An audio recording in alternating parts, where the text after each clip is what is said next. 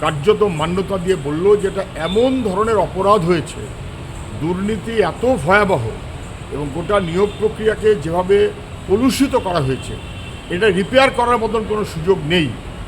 1 বছর সময় পেয়েছিল আমাদের রাজ্যের সরকার যে কারা যোগ্য কারা যোগ্য না তা স্পষ্ট করুন। 1 বছর লেগে গেল, সরকার যোগ্য অযোগ্য স্পষ্ট করতে পারল না। কত টাকা খেয়েছে, হাজার হাজার ছেলেমেয়ের জীবন ধ্বংস করছে। কেন? কিছু অযোগ্য অপদার্থ যাদের টাকা নিয়ে চাকরিতে ঢুকিয়েছে রাজ্য সরকার এবং শাসক দল, তাদেরকে রক্ষা করার জন্য যারা যোগ্য তাদেরকে খারিজ করতে হলো। সরকার দাঁড়ালো অযোগ্যদের পাশে, সরকার যোগ্যদের পাশে দাঁড়ালো না, অযোগ্যদের বাতিল করার মনোভাব নিল না।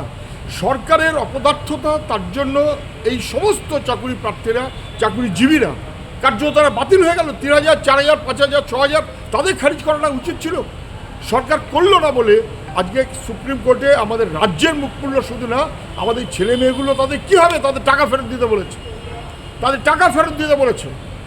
যে সরকারের অপদার্থতায় এবং যে সরকারের দুর্নীতির ভয়াবহতায় কার্যত যোগ্য ছেলে মেয়েদের চাকরিও চলে গেল, তাদের কার্যত বার করে দেওয়া হলো।